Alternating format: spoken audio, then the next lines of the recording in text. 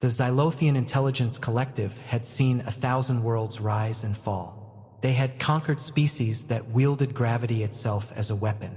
They had absorbed civilizations so advanced that their cities existed in quantum superposition, existing and not existing simultaneously. And yet, standing before the small delegation of humans aboard the research vessel Prospector's Hope, the Xylothian commander felt something unfamiliar. Unease. It had been 6 months since Earth's first contact with the galactic community. 6 months since humanity had taken its place among the stars, not as conquerors, not as philosophers, but as something the galaxy had no adequate word for. Something unpredictable. The commander, a towering crystalline being whose thoughts moved like fractal mathematics through the void, had come personally to evaluate humanity's military capability. A routine assessment. The collective consumed data the way humans consumed oxygen. It was a simple transaction. Understand the threat level, calculate the variables, assign a hierarchy of concern. Except nothing about humanity was simple. Commander Xyloth's optical sensors focused on the human standing across from him. Her name was recorded as Marine Sergeant Sarah Chen. In the sparse dossier, she was catalogued as a frontline combat specialist. Her file contained 8 commendations, 3 Purple Heart equivalent medical records, and a service record spanning 14 years. What it did not capture was the way she stood, relaxed, utterly calm, hands resting at her sides as though greeting an old friend rather than an elder power of the galaxy. Sergeant Chen, the commander's translation algorithm, produced the words in perfect English, though his natural voice was a harmony of frequency shifts that would have liquefied human tissue. Your record indicates considerable combat experience. I am here to assess the scope of human military capacity. I would like to begin with a straightforward inquiry. Sarah nodded. She was smaller than him by an order of magnitude, soft-bodied, relatively fragile.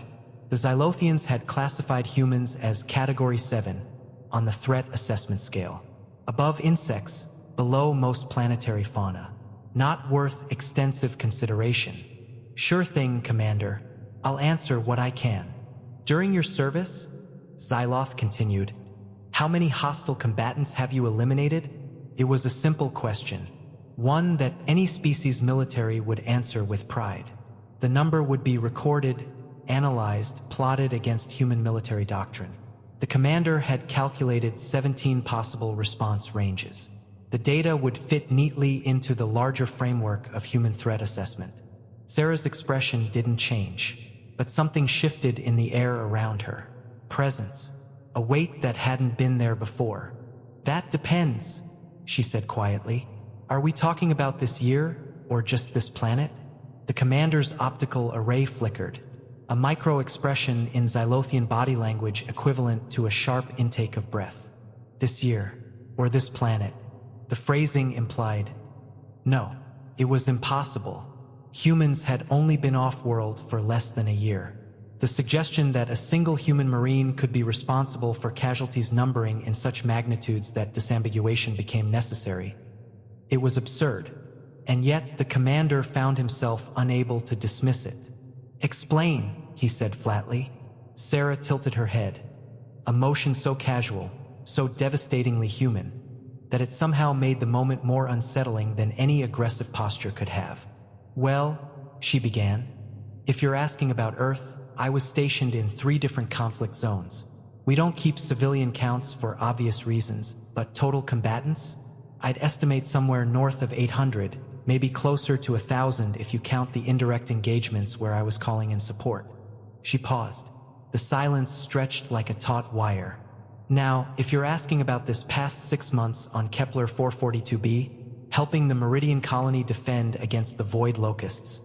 Sarah's eyes, so ordinary, so human and round and unmistakably alive, met the commander's optical sensors directly. The numbers get a lot bigger. I personally accounted for approximately 40,000. But the colony militia, with my support and intel, brought that number to roughly 280,000 across the entire planetary campaign. The words hung in the air like a physical presence. The Xylothian commander's thought process halted. His crystalline form actually dimmed slightly, processing the implications. In his lifetime spanning 300 rotations of his homeworld, the commander had overseen the integration of 47 species into the collective. He had seen the apex predators of 7 different biospheres. He had witnessed the calculated demolition of species deemed incompatible with larger galactic society. He had never encountered a single individual claiming such casualty numbers with such casual certainty. That figure seems, the commander began, then paused. There was no diplomatic word. Implausible. Yeah, Sarah said, and she smiled. A strange, sad expression that contained no triumph, no joy, no boasting. Most people find it hard to believe. The void locusts came through the colony in waves. They were intelligent enough to be a real problem, but not intelligent enough to adapt to human tactics. We learned their migration patterns, set up kill zones with automated defenses that I helped program, and, well, we did what we do. We survived. She shifted her weight slightly, a purely human gesture of discomfort. The Meridian colony was 10,000 people, Commander. Families, children.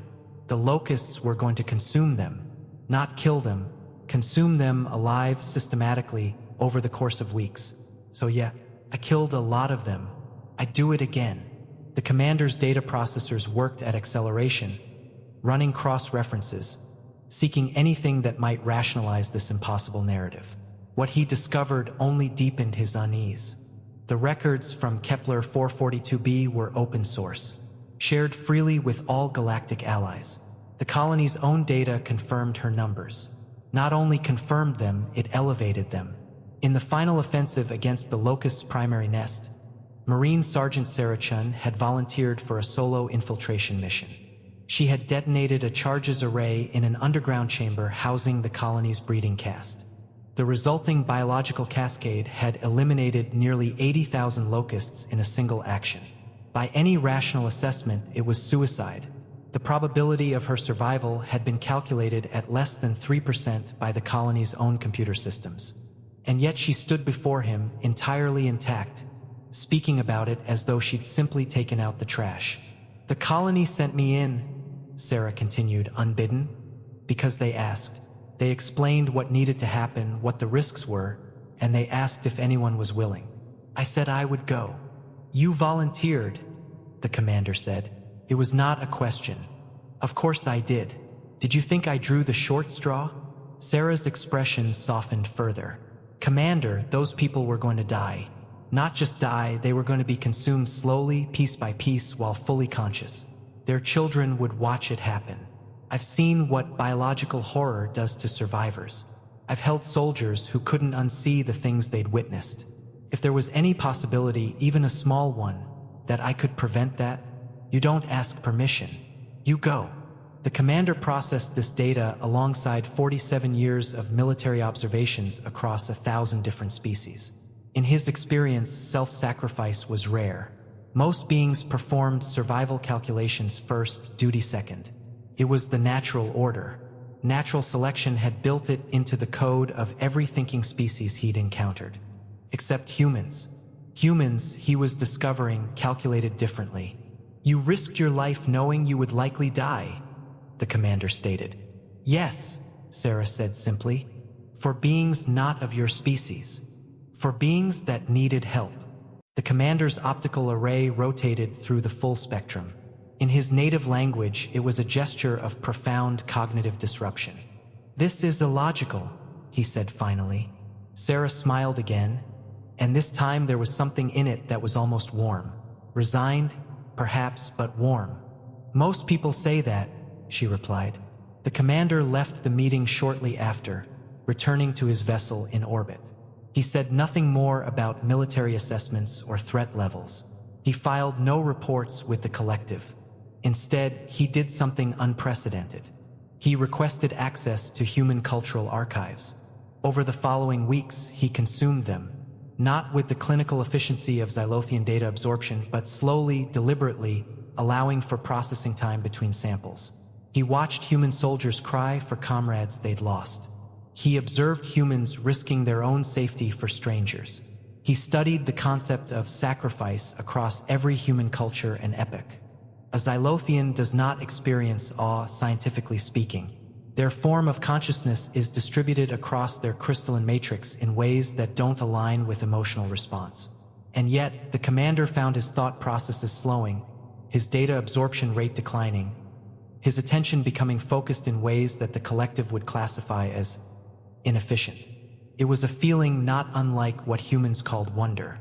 He discovered that humanity's military history was not primarily a history of conquest.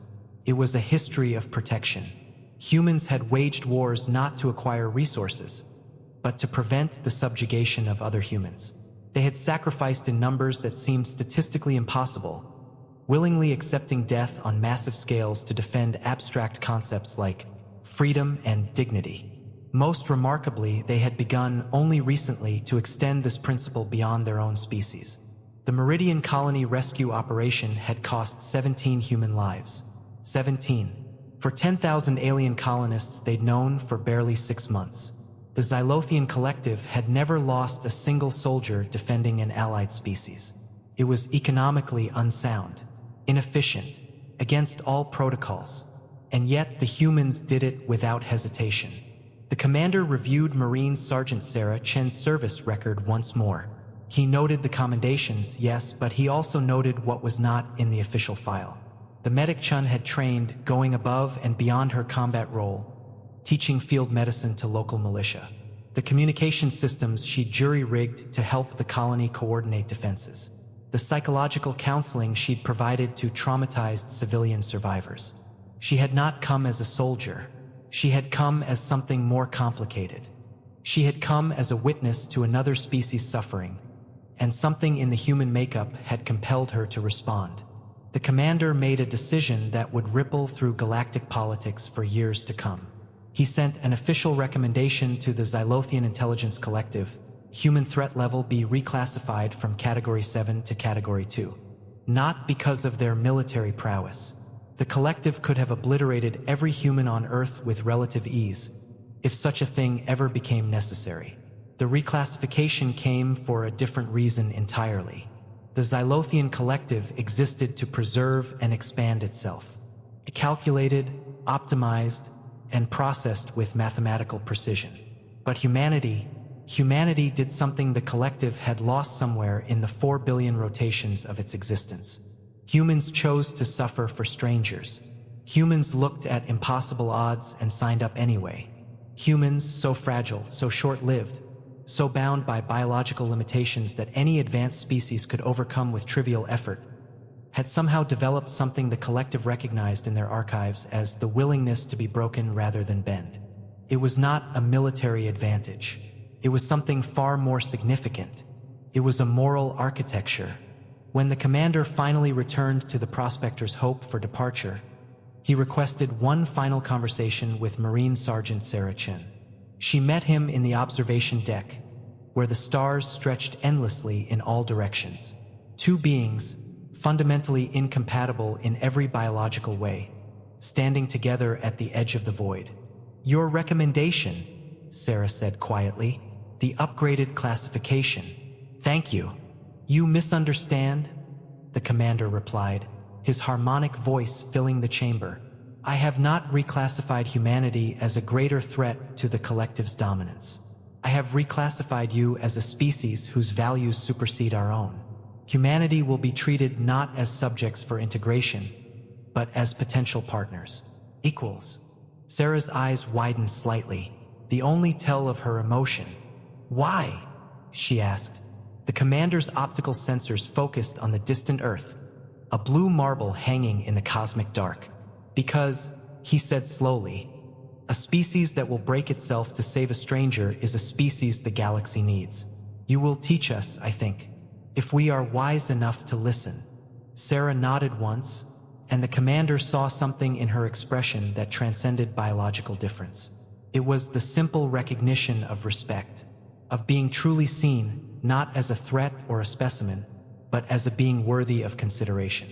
As the Xylothian vessel prepared for departure, Commander Xyloth stood in his observation chamber, watching the blue world rotate. In the quantum processors of his consciousness, a single thought repeated, echoing across his crystalline form. Humanity, the species that chose compassion when they could have chosen conquest. The beings who would die for a principle, who would suffer so that others might live. The fragile, brilliant, improbable species that had somehow taught an ancient civilization what it meant to truly be alive. And for the first time in 300 rotations of his world, the commander understood. The galaxy had not been conquered by humans. It had been changed by them. And nothing would ever be quite the same. So here is the truth that the Xylothian Collective discovered among the stars. It is not the sharpness of our weapons that makes us formidable. It is not the size of our empires or the span of our lifespans. It is our capacity to love beyond our own borders, to suffer for the sake of others, to stand in the darkness and choose compassion over survival. That is what makes humanity extraordinary. If the story moved you, if it sparked something in your chest to know that your species, fragile as we are, brief as our time may be, carries a light so bright that even ancient civilizations must pause to acknowledge it, then subscribe for more human stories from the stars. Because there are more tales to tell. More moments when humanity showed the galaxy what it truly meant to be alive. We are the ones who choose to stay. We are the ones who choose to fight for others. We are humanity, and we are worthy.